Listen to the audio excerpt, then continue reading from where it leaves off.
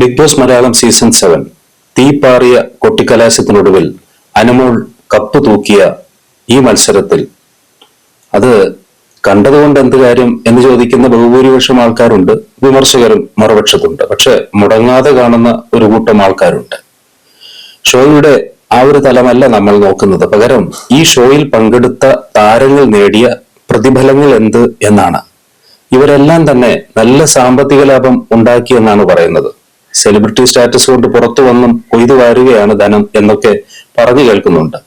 ശരിയാണോ ഇതൊക്കെ? ഞാൻ ആ ഷോയുടെ റിവ്യൂ ചാനലിൽ മുടങ്ങാതെ ഇടണം എന്ന് കരുതിയതാണ്. പക്ഷേ നിസ്സാര കാര്യങ്ങളിൽ താരങ്ങൾ തമ്മിൽ ഫൈറ്റും കൊലവെറിയും ഒക്കെ നടത്തുന്നത് എനിക്കെന്തോ ആസ്വാദനം തോന്നാത്തത് കൊണ്ട് അങ്ങ് നിർത്തി. മാത്രവുമല്ല, ഇതിൽ ആരാണ് വോട്ട് രേഖപ്പെടുത്തുന്നത്, കാഴ്ചക്കാരാരാണ്, PR വർക്ക് എന്താണ്, ഇതൊക്കെ വൻ വിവാദങ്ങൾ ഉണ്ടാക്കിയ ചർച്ചകളായിരുന്നു. അതുകൊണ്ട് മിണ്ടാതിരിക്കാൻ തീരുമാനിച്ചതാണ്. എന്നാൽ വൺ ഇന്ത്യ എന്ന ഓൺലൈൻ പത്രത്തിൽ ഇവർ നേടിയ പ്രതിഫലങ്ങളെ കുറിച്ച് ഒരു ആർട്ടിക്കിൾ അടിച്ചു വന്നു. അപ്പൊ ഒരു കൗതുകം കൊണ്ട് ഞാനതൊന്ന് കണ്ണോടിച്ചു. എന്തായാലും വിജയി എന്ന് ബിഗ് ബോസ് അനൗൺസ് ചെയ്തിരിക്കുന്ന അനുമോൾ തന്നെയാണ് ഏറ്റവും കൂടുതൽ പ്രതിഫലം ബിഗ് ബോസ് ഷോയിൽ നിന്ന് നേടിയെടുത്തിരിക്കുന്നത്. എന്റെ തിരുവനന്തപുരത്തിന്റെ ആര്യനാടിന്റെ ഒരു സ്വകാര്യ അഹങ്കാരമായി മാറി നമ്മുടെ അനുമോൾ സെലിബ്രിറ്റി സ്റ്റാറ്റസ് നേരത്തെ ഉള്ള ആളാണ്. എന്നാൽ അനീഷ് ഒരു കോമണർ ആയിരുന്നു, കപ്പടിക്കേണ്ടത് അനീഷ് ആണെന്നൊക്കെ പറഞ്ഞു പുറത്തിറങ്ങിയ ചില ആൾക്കാർ ഉണ്ട്. ഒരു ലോട്ടറി എടുക്കുന്ന എല്ലാവരും പിറ്റേന്ന് ടിക്കറ്റ് റിസൾട്ട് നോക്കുന്നത് എന്തിനാ? ആ വലിയ തുകയുടെ ഉടമ താൻ ആകണമെന്ന് കരുതിയിട്ടല്ലേ?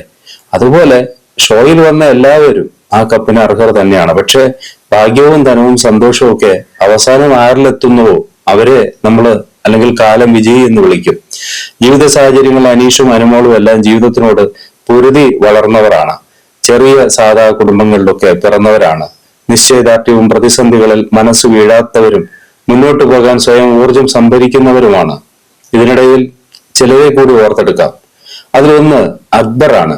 ഒരു നല്ല ഗെയിമറും എന്റർടൈനറുമായിരുന്നു അക്ബർ. മറ്റു മത്സരാർത്ഥികളെ അപേക്ഷിച്ച് വളരെ കുറഞ്ഞ പ്രതിഫലമാണ് അദ്ദേഹം നേടിയിരിക്കുന്നത്. ദിവസം 5000 രൂപ. അങ്ങനെ 100 ദിവസം ആകുമ്പോൾ ഒരു 5 ലക്ഷം രൂപ നേടിയിട്ടുണ്ടാവും. മറ്റൊരാൾ ഷാനവാസാണ്. ആദ്യഘട്ടത്തിലെ ടോപ്പ് പെർഫോമർ ആയിരുന്നു. രണ്ടാം പകുതിയിൽ സീക്രട്ട് ടാസ്കിലൊക്കെ നനഞ്ഞ ഒരു പടക്കമായി മാറി. വീക്കെൻഡ് എപ്പിസോഡിൽ അവതാരകൻ മോഹൻലാലിനോട് അനിഷ്ടം പ്രകടിപ്പിച്ചത് വഴി ഗെയിമിൽ നിന്ന് എവിക്റ്റഡും ഒക്കെ ആയിപ്പോയി. പ്രതിഫലത്തിന്റെ കാര്യമെടുത്താൽ സീസൺ 7 ഉയർന്ന പ്രതിഫലം നേടിയവരിൽ ഒരാളായിരുന്നു ഈ ഷാനവാസ്.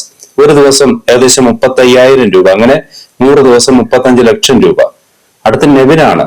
പ്രേക്ഷക മനസ്സിൽ പെട്ടെന്ന് ഇടം നേടിയ നല്ലൊരു എന്റർടൈനർ ആയിരുന്നു നെവിൻ. 3ാം സ്ഥാനം സ്വന്തമാക്കിയ നെവിനും ദിവസം 5000 രൂപ പ്രതിഫലം നേടി.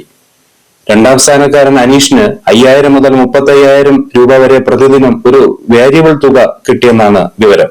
അങ്ങനെയാണെങ്കിൽ 5 ലക്ഷത്തിനും 35 ലക്ഷത്തിനും ഇടയിലായിരിക്കും അനീഷിന് കിട്ടിയിട്ടുണ്ടാവുക. പുറത്തു വേറെ ഗിഫ്റ്റൊക്കെ കിട്ടിയെന്ന വാർത്ത വരുന്നുണ്ട്, കിട്ടിയില്ലെന്നും പറയുന്നുണ്ട്. നമ്മൾ പറയുന്നത് ബിഗ് ബോസിനുള്ളിലെ പ്രതിഫലമാണ്. കപ്പടിച്ച അനുമോൾക്ക് തന്നെയാണ് ഈ സീസണിൽ ഏറ്റവും കൂടുതൽ പ്രതിഫലം കിട്ടിയത്. പ്രതിദിനം അനുമോൾക്ക് കിട്ടിയ എത്രയെന്നറിയോ?